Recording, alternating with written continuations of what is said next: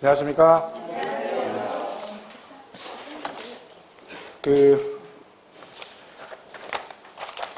무이서 본 거 있죠? 그 아침에 잠깐 해설 강의를 하겠습니다. 문제 16문제니까 한 40분 정도? 오래는 안 하고. 문제는 뭐 이렇게 모의고사 보고 나면 항상 물어보는 게 난이도를 물어봅니다. 그 시험의 난이도는 물어볼 거 없습니다. 제가 항상 얘기했죠? 난이도는 본인이 정하는 거지, 제가 정하는 게 아닙니다. 이 문제를 제가 예를 들면 저는 쉽게 냈다고 생각을 하는데 본인들이 공부를 안 하면 이게 정말 난이도가 높은 문제가 되는 거죠. 그러니까 항상 모든 시험의 난이도는 본인이 정하는 거죠. 만약에 시험을 5개 맞았어요. 16개 중에. 근데 제가 이번 세법 굉장히 어렵게 냈습니다. 그러면 마음의 위로는 되겠지만 그래봤자 5개입니다. 그죠? 근데 위로가 안 되는 거예요. 위로가 되면 뭐야, 어차피 5개인데. 그죠? 그럼 뭐 난이도 낮으면 5개 맞으면 나는 이제 뭐야, 어디 나가야 되는 거야? 어디 저기 옥상 올라가야 되는 거야? 그런 건 아니죠. 난이도는 본인이 정하는 거니까. 그러니까 올해 시험을 좀 쉽게 보시려면 공부를 열심히 하시면 됩니다. 그죠? 그러면 난이도가 쉬운 거죠. 그러니까 항상 본인 실력대로 가는 거니까. 뭐 시험에 연연하지 마시고. 이 문제는 다 풀어보셔야 됩니다. 항상 모의고사 보시고 나면 왜 맞고 틀렸는지 확인 안 하면 의미가 없다고 그랬죠? 꼭 확인하시고. 자, 일단 문제를 보겠습니다. 65번 문제부터 보시면 되죠? 65번. 이거 뭐 납세 의무 성립에 필요한 법률상 요건이 과세 요건에 해당하지 아니하는 것은, 이거 맞추라고 낸 겁니다. 일단 출발을 일단 쉽게 하시라고. 근데 이런 걸 틀려버리면 대책이 없는 거죠. 시작과 동시에. 그래서 4가지 요건: 과세 대상, 납세 의무자, 과표, 세율. 납세지는 과세 요건은 아니죠. 그죠? 답이 5번이죠. 이거는 뭐 서비스 문제고. 66번 다음은 납세 의무 성립 시기로 옳지 않은 것은, 자, 취득세는 항상 물건을 취득했을 때 내는 거니까 이는 언제? 취득해야만이 성립한다. 그래서 뭐예요? 취득했을 때 성립한다. 재산세는 항상 언제고요? 과세 기준일이죠. 요일일. 소득세는 소득이 발생하는 때. 어떤 분 그런 거 갖다 했죠? 아니라 했잖아. 자, 소득세는 뭐가 있다? 과세기간이 있다 그랬잖아요. 과세기간. 그죠? 그래서 이 과세기간이 정해져 있기 때문에 이 정해진 과세기간이 종료했을 때 성립이 된다 그랬죠. 그러니까 소득세는 과세기간이 1월 1일부터 12월 31일이고, 그죠? 얘 말고도 법인세나 부가가치세도 뭐가 있다 했어요? 과세기간이 있다 했죠. 그죠? 부가가치세. 날짜는 다르지만 얘는 기간 다 있는 거죠. 얘는 정관으로 정화도 돼 있고, 요거는 1년에 2번. 그죠? 1월 1일부터 6월 30일, 7월 1일부터 12월 31일 이렇게 되는 거죠. 그러니까 과세기간, 소득세는 1월 1일부터. 그러니까 얘네들은 전부 다 정해진 과세기간이 종료했을 때 성립된다. 과거 기출로도 이렇게 나온 적 있습니다. 소득이 발생했을 때, 소득을 지급하는 때 이렇게 나와요. 근데 이 언뜻 보면 맞는 것도 같아요. 취득세는 취득할 때, 등록세는 등록할 때, 소득세는 소득이 발생했을 때 이럴 수 있거든요. 답을 3번 쓸 수 있는, 맞았다고 할 수 있는 거죠. 근데 이제 이걸 맞았다고 하면 뭘 틀렸다고 하는지 알 수가 없겠지만, 그죠? 답은 3번이죠. 상속세는 항상 언제야? 돌아가신 날입니다. 설마 4번 쓰진 않았겠지.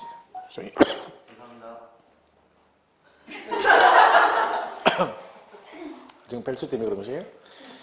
뭐 한 거니까, 한시 되니까 알람이, 한시 되니까 알람이 울려. 한시, 정보 해가지고, 그죠? 빨리 끝내라 이거죠.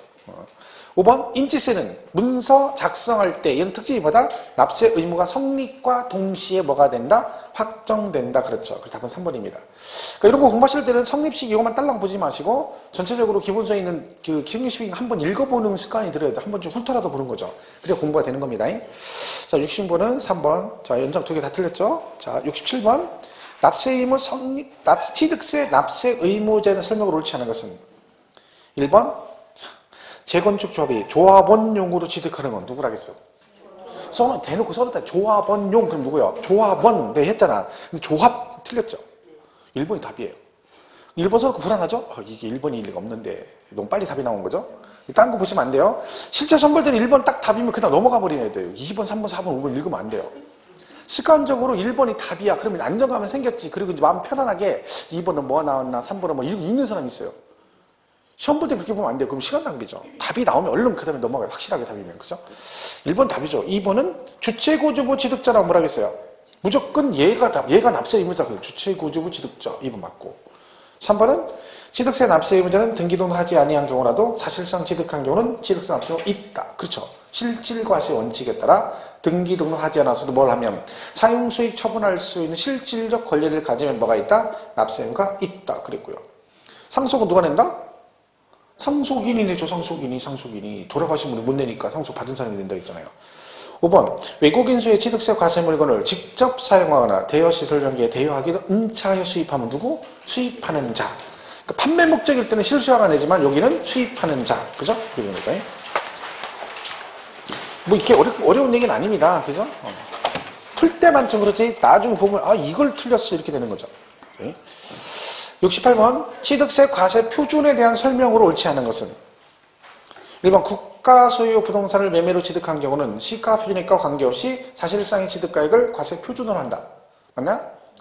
국수, 공판장, 검증 국가로부터 취득하게 되면 사실상 취득가액이죠. 얘는 뭐랑 관계없다? 시가 표준액하고 관계가 없는 거죠.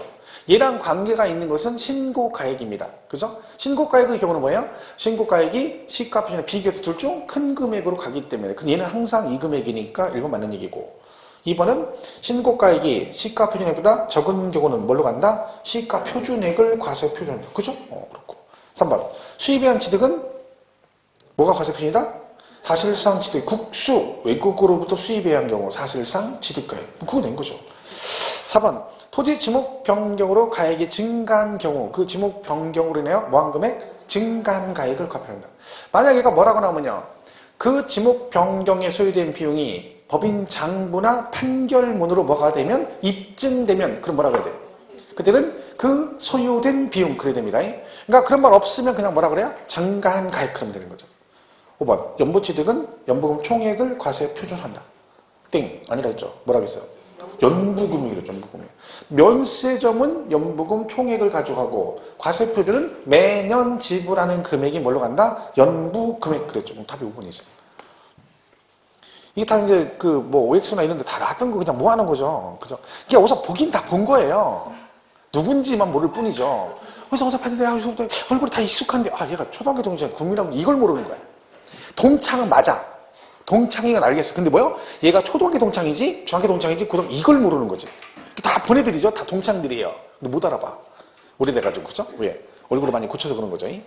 자 68번 5번 69번 취득세 세율에 대한 설명에 옳은 것은 취득세 세율은 표준세율과 중과세율 모두 100분의 50 범위에서 세율 가감 조정할 수 있다. 땡. 아니라겠죠. 누구만 된다? 표준세율만 된다. 표준세율만. 중과세율 안 된다 했잖아요. 그죠? 취득세는 표준세율만 100분의 50. 2번은 왜 틀렸나요? 농지는 매매니까 농지는 1000분의 30이죠. 40이 아니라. 매매 1000분의 40, 농지 1000분의 30, 증여받으시면 1000분의 35, 비영리 사업자 1000분의 28, 상속받으시면 1000분의 28, 농지 상속 1000분의 23, 원시 취득 1000분의 28, 각종 분할 1000분의 23. 그죠? 주택은 유상거래일 때만 6억 이하는 1%, 6억 초과 9억 이하 2%, 9억 초과는 3% 이렇게 하는 거죠.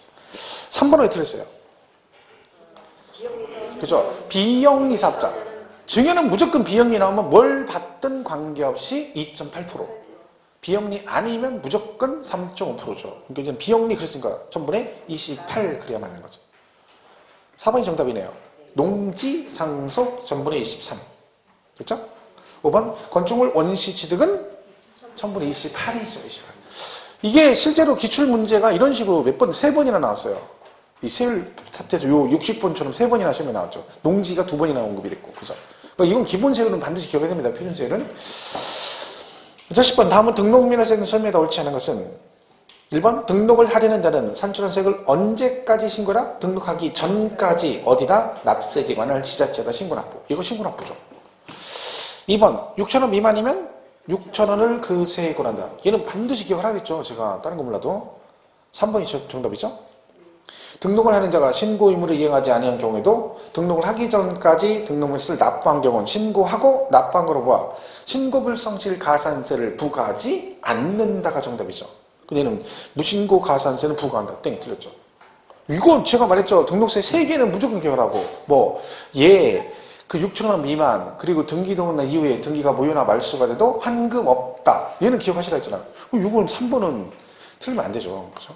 무신고, 신고한 걸로 본다는 얘기는 가산세 부과를 안 하겠다는 뜻이죠. 그러니까 무신고 가산세를 부과한다. 땡, 틀렸죠. 그렇죠? 3번이 틀렸네요. 4번은 부가세, 뭐부터요? 지방교육세 20% 붙였죠. 취득세는 농특세 10%, 지방교육세 20%, 얘는 등록세는 지방교육세 20%, 재산세도 지방교육세 20%고 종합부동산세는 농특세 20% 내고요. 양도세는 감면의 경우만 농특세 20%가 있다. 그래서 5번 지방자치단체장 조례로 정한 바에 따라 등록명세세 표준세를 100분의 50 범위에서 가감할 수 있다. 얘들도 다 됩니다. 근데 하나 특징이 뭐냐면 그러니까 얘 같은 경우는 등록세는 가감 조정은 가능하지만 사실은 전체는 아니고 뭐에 대해서만 부동산 등기만 가감 조정이 되는 겁니다. 원래는 뭐요? 부동산 등기와 관련된 것만 가감 조정된다. 뭐가? 등록세는. 그죠? 그것까지 같이 기억하시면 좋겠죠? 그러니까 우리가 배우는 취득세, 등록세, 재산세 세 파트 다 뭐가 가능하다? 가감 조정이 가능하다. 범위는 똑같죠? 얼마 범위에서? 100분의 50 범위에서. 됐습니다. 답은 3번이 되겠네요. 71번 다음 재산세 납세 의무자에 관한 설명이다. 옳은 것은 그랬죠. 1번 과세 기준일 현재 재산이 양도 양수되면 누구라 했어요?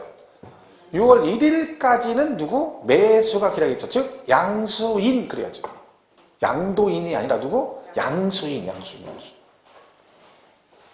2번 상속이 개시가 된 토지는 상속등기 이행 여부나 사실상 소유자 신고 여부에 관계없이 법정 상속일에 연대하여 재산세 납세임을 진다. 틀렸습니다. 왜요? 이게 중요한 건 왜 틀렸는데가 중요한 거죠. 그냥 틀렸다 그런 게 아니라 상속 어떻게 되세요? 상속이 개시가 되는데 뭘 안 하고 본인 앞으로 등기도 안 하고 실제 소유자 신고도 안 했을 때 누가 낸다? 주된 상속자 이렇게 한다 했잖아요. 그래서 법정 상속을 연대해요. 납세임을 지는 게 아니라 상속 등기하면 얘가 내고 등기 안 했지만 실제 소유자 신고하면 사실상 소유자가 되고 둘 다 안 하면 그때 누가 내? 얘가 내는 거지 얘가. 그죠? 이거 무슨 거죠? 말이 안 되는 얘기죠. 그 다음에 3번 등기부상 갑 개인 소유로 등재되어 있는 토지는 갑이 사실상 종종수임을 과세관청에 신고하더라도 재산세 납세 의무자는 갑이다. 땡. 왜요?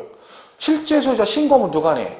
사실상 소유자죠. 그럼 종중이 실제 소유자니까 신고하면 누가 내야 돼? 사실상 소유자인 종중이 내는 거죠. 신고하더라도 갑 아니죠? 좀 틀렸고.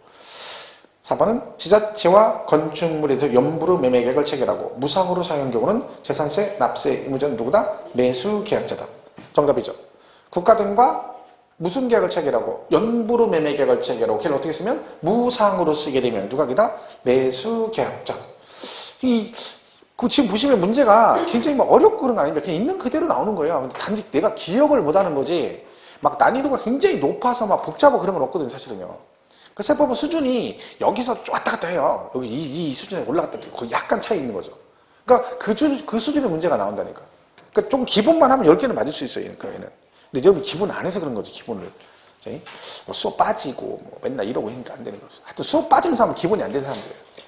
그죠? 세법 중에 수업 빠지면 점수 안 나와. 절대 안 나와. 수업도 빠지고 공부도 안 하고. 뭔지 알 거야 공부를. 지금 빠지고 도서관 가서 공부하고 있겠지. 그죠? 도서관에서 오늘 뭔가 막 비장각으로 엊그제 민법 저기 했으니까 한번 보야겠다 이러고 하겠지. 그래서 한번 떨어지는 거예요. 4번 옳은 건 4번이죠? 5번은요. 소유권의 기속이 분명하지 않아서 실제 소유자 확인할 수 없으면 누구다? 사용자.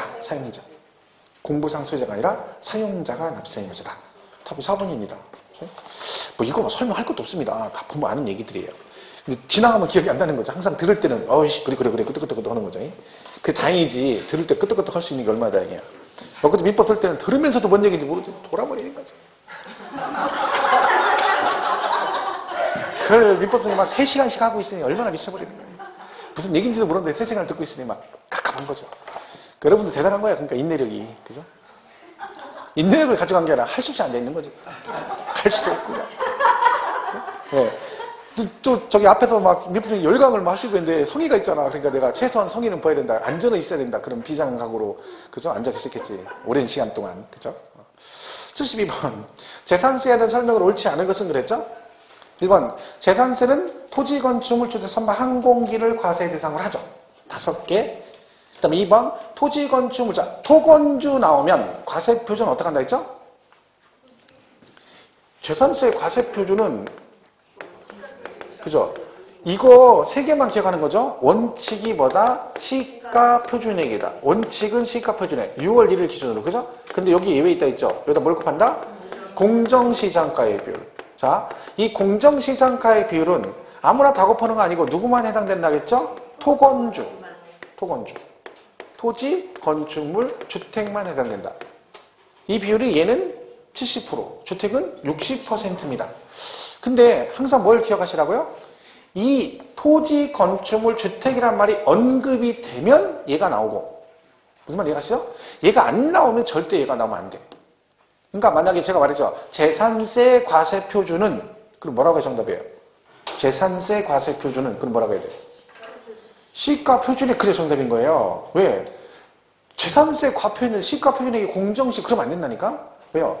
토건주가 나왔을 때만 쟤는 나와야 된다니까. 근데 재산세 그러면 토지건축 물어보는 게 아니죠. 그럼 뭐라고 해야 정답이야? 시가 표준액 그러면 된다니까. 근데 토지의 과세 표준은 그랬는데 시가 표준액 그러면 땡. 틀린 거죠. 왜? 토지 하는 순간 뭐라고 해야 돼요? 얘가 나왔으니까 반드시 뭐가 나와야 돼? 얘가 나와야 돼. 그때 뭐라고 해야 정답이에요? 시가 표준액의 공정시장가액비를 곱한 금액으로 한다가 맞는 거지. 그것만 잘 기억하셔야 돼요. 또 하나 뭐예요? 개인, 법인 다 뭘로 간다? 시가 표준액이다. 법인 나와서 장부가액 그러면 안 됩니다. 그 장부가액은 취등록세액이야. 취등록세. 재산세는 보유세니까 한 게 없어요. 무조건 과세권자가 기준금액을 가져간다. 그 세 가지만 기억하시면 된다니까. 그 지금 2번에 옳지 않은 것은 2번은 맞죠? 왜? 토건주 나왔으니까 뭐예요? 시가 표준액의 공정시장가액비를 곱한 금액을 과세 표준으로 한다. 맞죠? 3번. 법인의 경우 법인 장부상 입증되는 금액을 과세 표준 아니라 했잖아. 3번 쓰면 안 된다니까. 내가 수업 시간에 얘기했던 건데. 그죠? 또 3번 쓰고 틀리면 문제도 잘 틀려야 되는 거예요. 말도 안 되는 거 써가지고 틀리면 안 됩니다. 이 중에 있겠죠? 누군가가. 얘기는 안 하겠어요. 누군지. 3번. 옳지 않은 거 3번. 4번. 주택을 둘 이상 공동 소유한 경우. 자, 주택 나왔습니다. 그럼 항상 뭘 기억해라? 주택은 머릿속에 딱 떠오르는 게 뭐냐면 무조건 토지 건축물을 따로 과세하지 않고 한꺼번에 한다. 이게 머리에 딱 박혀 있어야 돼요. 그러면 지금 내용이 그거를 2명 이상이 공동 소유하건 또 뭐 있어요? 토지 건물 소유자가 서로 다르건 세금 계산 어떻게 한다? 토지 건물을 합한 과세 표준에다 뭘 곱한다? 세율을 곱해서 세액을 산출한다. 이게 그냥 기본이에요. 그러니까 항상 이것만 기억하면 된다니까. 얘는 이 건물과 토지를 따로 하죠. 항상 한꺼번에 한다. 이건 머리에 딱 넣고 있으면 문제가 뭐라고 나요? 얘는 가, 얘는 을게, 소유자가 다르거나 이거를 뭐 하거나 공유하고 있을 때 이렇게 나오든 저렇게 나오든 뭐라고 얘기해야 돼? 두 개를 합한 금액의 세율을 곱해서 세액을 산출하고 그리고 어떻게 내?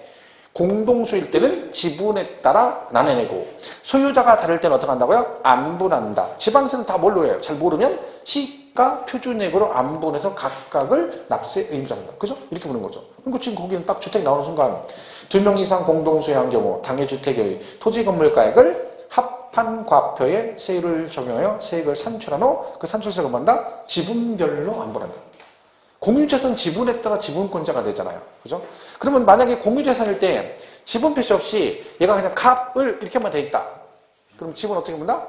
예, 2분의 1. 즉, 균등한 거로 본다. 그죠? 균등. 5번은 세부담 상한이죠? 그죠? 세부담 상한. 얼마예요? 100분의 150. 그죠? 아직 안 했나, 이거? 했죠? 100분의 150 했죠? 지난주에 한 거잖아. 지난주에. 100분의 150. 그러니까 주택을 제외한 그랬죠? 주택은 어떻게 됐어요? 3억 이하는 100분의 105, 3억 초과 6억 이하는 100분의 110, 6억 초과는 100분의 130. 그러니까 주택은 서민생활과 밀접한 관계가 있기 때문에 세금 부담을 조금이라도 덜어주겠다. 그런 뜻이라겠죠? 없습니다. 그럼 정답은 옳지 않은 것은 답이 3번이네요. 73번. 재산세 부과징수에 관한 설명을 옳지 않은 것은 1번. 재산세 부과세는 뭐다? 지방교육세 20% 내시면 되고 그 다음에 고지서는 며칠 전까지? 발부해야 된다? 고지서. 우리가 하는 건 며칠? 10일 안에. 이거 쓰면 안 되죠? 이건 걔네가 하는 건 5일. 고지서는 납기 개시 몇 일 전까지? 5일 전까지 발부하는 거예요. 5일 전. 걔네가 우리한테 보내는 거잖아요. 이건 5일 전. 그죠? 이것도 뭐 지난주에 했던 건데. 그죠? 지난주에 목요일을 하고 토요일에 써본 거죠? 일요일에 써봤나? 그죠? 그리고 틀린 거죠? LTE급 막. 잃어버린 속도가 LTE야. 그죠? 5기가야 막. 듣자마자 돼요. 듣자마자 돼요. 얼마나 빨리 잃어버려요. 습득하는 것도 빠르고 잃어버리는 것도 빠르죠. 순간 듣자마자 얼마나 빠른지. 3번 동일 과세 물건의 둘 이상 세율. 그럼 보다 항상 높은 세율. 그죠? 항상 올림픽 정신 높은 세율. 4번 주택의 경우 당연도 부가세액이 10만원 이하인 경우 조례가 정한 바에 따라 자 10만원 이하면 주택은 어떻게 할 수 있다? 한꺼번에 부가징수할 수 있다. 언제요? 7월 달에 한꺼번에 부가징수할 수 있다. 제가 이런 질문을 받았습니다. 이 얘기를 지금 보시니까 어떤 분이 오셔가지고 저한테 본인은 재산세가 주택분 재산세가 25,000원이 나왔는데 7월 달에 25,000원 내고 9월 달에 25,000원 나왔다는 거죠. 그럼 5만 원이잖아요. 그러면 10만 원이하면 7월 달에 한꺼번에 부가징수 한다겠는데 선생님 저는 근데 25,000원이 두 번 나오는데 이럴 수 있나요? 이렇게 물어보시는 거예요. 그럴 수 있습니다. 왜?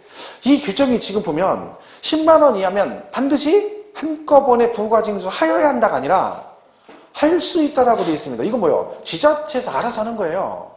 자기들이 하기 싫으면 그냥 25,000원? 2만 원 할 수도 있고 우리는 그냥 한꺼번에 7월 달 할 거야. 5만 원 이럴 수 있는 거죠. 그러니까 이거는 규정이 그렇다는 거야. 근데 만약에 네가 한꺼번에 하고 싶으면 얼마 이하일 때만 10만 원 이하일 때만 즉 10만 원까지만 되는 거고 11만 원이 나오면 절대로 뭐가 안 된다. 분할이 안 된다니까 한꺼번에 부과가 안 된다는 뜻이죠. 그러니까 이건 그런 얘기예요. 그러니까 따로따로 나올 수도 있습니다. 그러니까 그거는 그냥 법 규정이니까 그냥 그렇게 이해하시면 돼요. 금액을. 그 다음에 5번 재산세액이 1,000만 원 초과하는 경우 물납 및 분납이 가능하다. 맞나요? 이게 지금 보시면 어떤 분이 이걸 맞았다 그런 분이 있어요. 왜? 분납이 500 초과되면 할 수 있잖아요. 근데 이러면 이걸 하셔야 돼. 기준을 물어볼 때는 거죠. 물납과 분납이 가능한 기준 금액은 물납은 1,000만 원 초과시 되고 분납은 500만 원 초과시 되는 거예요. 이 금액이 만약에 뒤에 있잖아요. 초과나 이상이나 미만이나 말이 붙잖아요. 그럼 걔는 뭘 물어보는 거예요? 기준을 물어보는 거예요. 기준. 그러니까 법에 대한 기준을 물어보는 거죠. 자, 그럼 여기서 1,000만 원 초과하면 이렇게 물어봤죠. 그러면 뭘 물어보는 거예요? 물납 기준과 분납 기준이 뭐냐고 물어보는 거예요. 그럼 뭐라고 정답을 해요? 물납은 1,000만 원 초과, 분납은 500만 원 초과시 이래야 되는 거예요. 근데 만약에 이 친구는요, 재산세액이 1,500만 원인 경우는 1,500만 원인 경우는 물납과 분납이 가능하다. 맞아, 틀려? 맞아요. 얘는 왜? 세금이 1,500만 원 나왔다는 얘기잖아. 그럼 물납도 되고 뭣도 할 수 있어? 분납도 할 수 있지. 왜? 1,000만 원 초과되고 500도 초과되었으니까. 그러니까 우리가 생각을 헷갈리면 안 되는 게 1,000만 원 초과됐으니까 분납은 500만 초과돼도 분납이 가능한데 그럼 당연히 1,000만 원 초과되면 뭐도 된다는 거예요. 분납도 된다는 얘기니까 이거 맞는 거다 하면 안 되는 거라는 거지. 뭔 말인지 이해가세요? 뒤에 뭐가 붙으면 초과나 이상이나 미만 이게 붙으면 뭘 말한다? 세법상 기준을 말하는 거다. 그럼 얘도 초과가 붙었으니까 뭘 물어보는 거예요? 분납 기준 금액, 법정 기준 금액을 물어보는 거죠. 얘가 맞아버리면 뭔 얘기가 되는 거예요? 분납도 1,000만 원 초과되었을 때만 분납이 가능하다. 이런 뜻이 돼버리는 거죠. 그래서 얘는 틀린 거예요. 그러니까 그게 애매한데 잘 기억을 하셔야 돼요. 잘못하면 틀릴 수 있어요. 그러니까 머릿속에 그냥 이상 이하 미만 초과가 붙으면 뭐가 가능하다. 그건 세법 기준을 말한다라고 생각하시면 되는 거지. 그죠? 그래야지 이해하는 거. 잘못하면 5번을 틀렸다라고 그럴 수 있습니다. 아니, 그죠? 맞았다 할 수 있는 거죠? 네, 틀렸죠, 5번. 분납은 안 돼. 그죠? 500초가 그래야 됩니다. 정답은 5번이다. 74번 다음은 종합부동산세에 관한 얘기다. 옳지 않은 것은 1번 종부세는 고액의 부동산 이거는 뭐 좋은 얘기를 했죠. 정의는 반드시 해야 돼. 그런 얘기를 했죠. 저거 가격 안정 도막 지들이 알아서 하는 거예요. 우리 신경 쓸 거 없고. 2번 1세대 1주택자의 경우 고령자들 세액공제와 장기보유 세액공제가 있으며 이런 뭐가 가능하다? 중복공제 가능하다. 그러니까 공제율은 몰라도 1주택자 2개 공제가 동시에 적용되면 둘 다 받을 수 있다. 여기까지 가야 되는 거죠. 3번 1주택 장기보유 세액공제는 과세기준을 이제 10년 이상 보유하면 40% 공제 받을 수 있습니다. 그러니까 얘가 5년 이상 10년 미만이면 20% 받고 10년 이상이면 몇 프로? 40%까지 공제 받을 수 있다. 4번 지방세법에 의한 재산세 비과세에 관한 규정은 종합부동산세 부과할 때 이를 준용한다. 재산세가 비과세가 되면 종부세를 낼까 안 낼까요? 재산세를 비과세 받았어. 그럼 종부세 낸다 안 낸다? 안 냅니다. 왜? 재산세 안 내면 종부세 안 낸다니까. 그럼 다음 재산세 비과세 받다는 재산세 안 냈다는 얘기죠. 그럼 걔는 종부세 안 내는 거지. 그러니까 결론은 뭐다? 종합부동산세 비과세 감면 규정은 누구랑 같다? 재산세하고 똑같습니다. 재산세. 그죠? 그러니까 당연히 4번도 받는 얘기고. 5번이 틀렸죠. 종부세납 1000만원 초경 세계 이별 납부기한 경관으로부터 2개월에 분납할 수 있다. 몰라? 그래서 봐. 분납이지, 분납. 그죠? 그러면 몇 초과? 500만원 초과. 1000만원 아니라. 분납은 500 초과. 그러니까, 재산세, 종합부동산세 근데요, 종부세가 이번에 물납이 폐지가 됐어요. 종부세가. 이따 제가 수업 시간에 얘기할 건데, 물납 폐지 3월 달에, 이번 달에. 뭐도요? 종합부동산세. 물납이 폐지가 됐어. 그러니까 우리가 현재 배우는 것 중에 물납이 되는 건 재산세만 되는 거죠. 양도세도 폐지됐고 작년에. 그죠? 올해 또 뭐도 폐지됐어. 이번에 종부세도 폐지됐어요. 사실은 재산세도 같이 폐지해야 되는데 하려면 왜? 의미가 없어요. 물납을 하진 않거든요. 의미가 없는 거예요. 그 사장된 규정인데 없애버려야 되는데 또 종부세만 또 개정했습니다. 그래서 이따가 수업 시간에 또 말씀드리겠어요. 참고로 알아두시고. 75번은 국내 자산 중 양도세 과세 대상에 관한 설명 중 옳지 않은 것은 그랬죠? 1번 무허가 건축물도 과세 대상이다. 그죠? 양도세는 뭐랑 상관없다? 등기 등록과 관계없이 사실상 유상 이전이면 과세가 되기 때문에 1번 맞고 2번이 틀렸죠. 왜요? 해설 보지 말고 왜 틀렸어?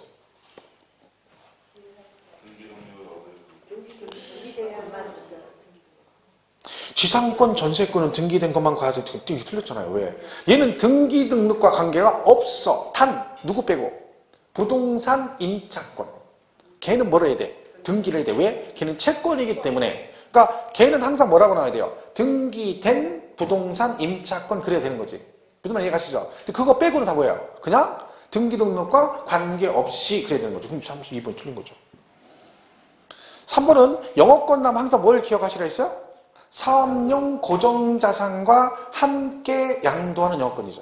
만약 얘가 이 말이 빠지고 뭐라고 하면 틀려요. 영업권을 단독 양도하는 경우는 양도세 과세 대상이다. 그러면 땡. 틀린 거죠. 이거 시험에도 나왔던 얘기예요. 항상 뭐가 붙어야 된다? 사업용 고정자산과 함께 이 말이 꼭 들어야 된다 했죠. 5번이 부동산 임차권은 4번. 부동산 임차권은 등기된 것만이 양도세 과세 대상이고 미등기 임차권은 양도세 과세 대상이 아니다. 얘가 그런 거지. 얘 빼고는 등기와 상관이 없어요. 그러니까 2번이 틀린 거죠. 5번 아파트 당첨권도 건물이 완성될 때 그 건물과 부속 토지를 취득할 수 있는 권리로서 양도세 과세의 대상이다. 그렇습니다. 그러니까 얘가 부동산을 취득할 수 있는 권리죠. 지금은 아니지만 미래에 부동산 취득할 수 있는 아파트 당첨권, 분양권 이런 것들이죠. 그래서 얘도 대상이 될 수 있습니다. 그래서 거기 등기 등록과 상관이 없다는 걸 꼭 기억을 하셔야 된다. 그죠? 뭐 빼고? 부동산 임차권 빼고. 그죠? 보시면 되죠. 자, 76번. 다음은 양도세가 과세된 양도에 대해 설명이다. 옳지 않은 것은. 그렇죠? 1번. 적법하게 소유권이 이전된 매매 계약이 당사자 간의 해지를 원인으로 당초 소유자 명의로 소유권 이전하는 경우는 양도에 해당한다. 맞아요? 근데 해설지는 왜 옆에다 갖다 놓고 있는 거야? 해설지를? 해답은? 왜 그걸 옆에다 펴놓고 있어요? 보려고? 그거 못 들어봐? 해설지를 옆에서 보는 습관을 들이면 안 돼요. 모든 어떤 문제 볼 때. 왜? 그 자도 모르게 자꾸 쳐다보거든요. 한번 읽고. 그럼 자꾸 읽으면 정답이 돼 있으니까 정답을 읽으면 맞는 얘기거든. 그러면 별거 아니네 이렇게 되는 거야. 그 다음에 문제 풀면 또 틀려. 해설지는 볼 필요가 없어요. 해설지는. 그리고 가능하면 책을 찾아봐. 이걸 풀고 모르면 해설지 찾아보는 것보다 본인이 기본서 찾아보고 하는 게 더 공부는 사실 잘 됩니다. 왜냐면 해설지는 기본서에 있는 거 갖다 써놓은 거잖아. 그죠? 근데 그거보단 차라리 내가 찾아보는 게 공부가 더 돼. 찾으면서 읽는 사이에 공부가 되거든요, 사실은. 읽으려면 어떻게 돼? 찾으려면 머릿속에 기억을 해야 되거든. 지금 내가 뭘 찾으려고 그런 거야? 기억을 해야 돼. 근데 책을 찾으려고 책을 떠들었는데 갑자기 내가 뭘 찾는지 기억이 안 나. 뭐 지금 다시 보거든요. 그럼 문제, 이거구나. 그럼 그러면서 그게 공부가 되는 거거든요. 그런 거죠. 그러니까 찾으면서 공부가 돼요. 찾으면서 계속 생각을 해요. 내가 뭘 찾아야지 이렇게 생각한단 말이에요. 근데 그런 게 다 공부죠. 이게 답을 보고 바로바로 하는 건 공부가 아닌 거죠. 가능한. 자, 76번에, 자, 보세요. 1번하고 5번은 같이 맞물려 가는 거예요. 그죠? 그러니까 5번이 정답이에요. 왜? 5번은 양도가 아니고, 그죠? 그리고 1번은 양도로 보는 거예요. 그러니까 같은 환원인데, 뭐가 틀리다? 하나는 자기들끼리 당사자끼리 거래하고 나서, 정상적 거래하고 나서 환원하는 거고, 또 하나는요, 법률적으로 매매 원인 무효 소송이 걸려서 법적으로 무효 판결 난 것은 그 계약 자체가 법적으로 뭐가 됐다는 거예요? 무효가 됐다는 거니까 없는 게 되는 거죠. 그러니까 당연히 뭐다? 양도에 해당이 될 수가 없어요. 그러니까 제가 1번하고 5번을 같이 맞물려서 같이 기억을 하셔야 되는 거지. 그러니까 지금 정답이 옳지 않은 것은 일단 5번이 틀린 거죠. 왜? 매매 원인 무효 소송으로 무효 판결 난 건 법 법적 무효니까 없었던 게 되니까 양도가 될 수 없다. 그래야 되는데 본다. 틀렸죠. 그렇죠? 5번이 틀린 거죠. 1번은 맞죠? 그러니까 왜? 정상적인 거래에서 니네끼리 환원할 수 있다는 거죠. 하지만 그 애는 뭘로 본다? 또 다른 양도를 보겠다. 동그라미 2번은요. 배우자 직계준비속. 자, 이거랑 뭘 기억하시라 했어? 무조건 배우자 직계준비속. 그럼 뭐? 증여. 이거 증여. 근데 의미는 추정의 의미가 있다는 걸 기억하셔야 되죠. 그렇죠? 항상 나오면 자동으로 증여 그런 거죠. 보세요. 배우자 직계준비속과는 부담보증의 경우는 그 수증자의 채무 부담분에 대해서는 양도로 보지 않고 본다. 증여로 추정한다. 다 증여로 본다. 그죠? 기본이 증여다. 물론 입증하면 양도가 될 수도 있지만 그 말이 없는 한은 뭘로 본다? 증여로 본다. 이렇게 되는 거죠. 2번. 3번. 환대처분이나 보류주로 중단되면 양도로 보지 않는다. 그죠? 환대처분은 지문만 바꿔주는 처분행위고 보류 중단되는 것도 여기까지 양도가 아니죠. 근데 이걸 뭘 하면? 처분하게 되면 그때 뭘로 본다? 양도로 본다. 그래야죠. 4번 양도담보계약이죠. 여러분 양도담보는 뭐라 했어요? 양도를 했는데 왜 했다고요? 담보 목적으로 했다 했죠. 이 말 뜻은 뭐라고요? 얘가 처음부터 완전히 팔겠다는 의도가 아니라 채무를 담보하기 위해서 소유권을 넘겨주는 거니까 이건 양도가 아니다는 거지. 근데 뭘 기억하라겠어요? 이건 양도가 아닌데 뭘 하면? 채무 불이행으로 변제 충당하면 그때 뭘로 본다? 양도로 본다. 이는 꼭 기억해야 됩니다. 4번이 그러니까 채무 불이행으로 당해 자산을 변제 충당한 때에는 이렇게 나왔잖아. 그럼 뭘로 본다? 양도로 본다가 맞죠. 답이 5번이 틀린 거죠. 그다음 77번은 1주택 양도세 비과세에 대한 설명 중 틀린 것은 그랬습니다. 자, 1번 1세대가 양도일 현재 우리나라의 1주택을 보유하고 있는 경우로서 당해주택의 보유기간 2년 이상을 거론한다. 그죠? 1세대 1주택 2년 이상 보유 비과세. 2번 거주자 연령이 30세 이상인 거주자가 단독세대를 구성한 경우에는 소득이 없는 때도 1세대로 인정된다. 그죠? 우리가 배우자가 없어도 되는 경우 몇 살 이상 된다? 30세 이상이면 무조건 뭘로 본다? 1세대가 되는 거죠. 받고. 3번은 미성년자의 경우는 어떠한 경우에도 1세대로 인정받을 수 없다. 땡. 틀렸습니다. 답이 3번이죠. 제가 말씀드렸죠. 문제 풀 때 어떠한 경우에도 반드시 언제나 이거로만 이거의 하나야라고 나오면 항상 뭘 생각해봐라? 이 말에 예외가 있는지 꼭 생각을 해봐야죠. 자, 그러면 미성년자는 어떤 경우도 1세대가 안 된대. 그럼 뭘 생각해봐야 돼? 혹시 미성년자도 1세대 구성되는 경우가 있는 걸 생각을 해봐야죠. 있어요? 있죠. 뭐 하면? 결혼하면 되죠. 결혼하면. 예를 들면. 그러니까 얘는 예외가 있는데 어떤 경우도 안 된다. 그러니까 땡! 틀린 거죠. 그러니까 문제를 풀 때 항상 그 생각을 해야 돼. 단정하는 지문이 나오면 그 해당 지문에 예외가 있는지 꼭 생각을 해봐야 된다. 그렇게 따지면 얘는 틀린 거죠. 그죠? 정답이 3번이 틀린 거죠. 4번은 취약상 형편으로 세대 전의 타 시군으로 이전하는 경우 해당 주택을 1년 이상 거주한 경우는 보유기간에 관계없이 본다. 비과세. 1년 이상 거주죠. 그죠? 이때 조심할 건 유치원, 초등학교, 중학교는 안 되고 그리고 세대 전원이 어디로 이사 가야 돼? 타 시군으로. 이게 동일 시군으로 이렇게 하면 땡 틀린 거예요. 다른 시군으로 가야 된다. 그리고 뭐만 하면 된다? 보유가 아니라 거주만 하시면 2년 이상 보유한 걸로 봐서 뭐 한다? 비과세한다. 3번 맞고. 5번은 1주택을 보유한 1세대가 상속으로 인하여 피상속이 보유한 주택을 상속받아 2주택이 된 경우 뭘 먼저 팔면? 일반 주택 먼저 팔면 1주택으로 봐 비과세 규정을 적용한다. 이거로 했죠? 내가 집이 하나 가지고 있는데 뭘 받았다는 거요? 상속을 받아서 집이 2개가 되면 반드시 뭘 팔아라? 얘를 먼저 팔아라. 그죠? 기간 상관 있다 없다? 없어요. 아무 때나 팔면 돼. 대신 얘를 팔면 안 돼. 이걸 팔면 무조건 2주택. 그러니까 상속 얘기는 뭐만 잘 기억하시면 돼. 기존에 있던 일반 주택을 먼저 팔면 된다. 이것만 기억하시면 돼요. 기간 상관없고. 그죠? 그러니까 답이 5번도 맞는 얘기고. 그럼 77번 정답이 3번이 틀린 거죠. 아, 이제 문제 3개밖에 안 남았는데. 그죠? 그 채점 해가지고 써놨죠? 틀린 개수 써놔있죠? 틀린 개수 32개 이렇게 써놔있죠? 틀린 개수. 맞은 개수 8개 쓰지 말고 충격받으니까. 그죠? 나중에 착각할 수 있어요. 처음에 봤더니 32개 써있으니까 나중에 착각해서 내가 32개 맞았었네 이렇게 그러면 기분이 그래도 같은 얘기인데 이왕에 8개 맞았다 보다는 32개 틀렸다. 그러면 32개만 써놓으면 틀린지 맞는지 자기도 모르잖아. 그죠? 나중에 헷갈리는 거죠. 그게 좋을 수도 있어요. 그러니까 잘 써놨죠? 그리고 채점할 때 막 이러죠?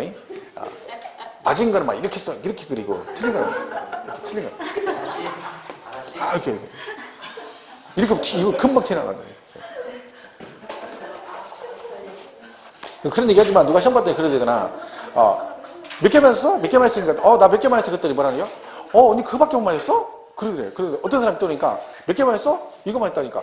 아이고, 나하고 똑같이 난 공부 하나도 안 했는데 그만큼 맞았는데? 그러더라는 거요. 두 명이 와가지고. 그러니까 너 몇 개만 했어? 20개 그랬더니, 한 명은, 언니 공부 열심히 했는데 그거밖에 못 맞았어? 그러더라고. 또 한 명 오더니, 몇 개만 했어? 20개. 나도 20개만 했어. 그럼 끝났는데, 거기다. 난 공부 하나도 안 했는데, 20개만 했는데, 뭐 했어? 이러더래. 아니, 이게 지금, 뭐 하지, 그게. 그런 식으로 얘기하면 안 됩니다. 왜 사람은 길을, 그분이 성격이 좋아가지고 그냥 참는 거지, 울컥할 수 있죠. 약 올리는 것도 아니고. 그리고 꼭 공부하는 사람은 자기는 공부 안 했대. 안 해. 뭘 안 해.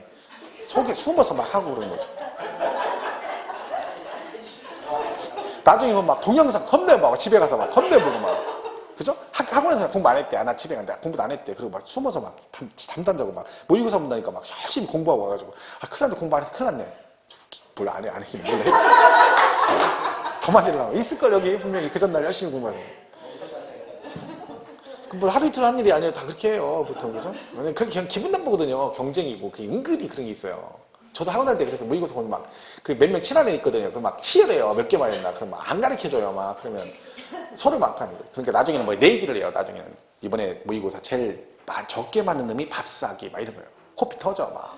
공부 얼마나 열심히 하는 줄 아세요? 막 시험 공부하듯이 막 공부해. 막 숨어서. 밤에도 잠도 안 자고 공부해. 왜? 그 점수 못 맞으면 밥을 사야 되잖아. 그래서 실수 성적이 많이 늘었어요. 그래가지고. 78번. 다음은 양도세 기본공제에 관한 설명 중 틀린 것은? 답 1번이네요. 왜요? 기본공제는 소득별 공제 그런다 했죠. 소득별 공제. 그죠? 소득별 공제. 소득별로 각각 250이죠. 그러니까 뭐라 했어요? 토지, 그러니까 뭐 빼고, 주식 빼고, 토지, 토건, 부기, 그리고 주식 등. 이번에 뭐 파생상품이 들어가지고, 이거는 우리 시험과 관계없지만, 그 소득이 3개로 구분되는 건 사실은요. 그럼 얘 250, 얘 250, 얘도 250 받는 거죠. 이거는 이번에 추가된 건데, 파생상품은 선물 옵션이니까 신경 쓰지 마시고. 그러니까, 어쨌든 간에 얘는 각각은 아닌 거지. 이걸 우리가 뭐라 그래요? 소득별 공제. 기본이 소득별 공제의 기본 공제는, 장기는 자산별 공제고, 그죠? 그러니까, 뭐 답이 1번이 틀린 거죠. 2번, 기본공제는 보유기간에 관계없죠. 그게 기본이라 했잖아.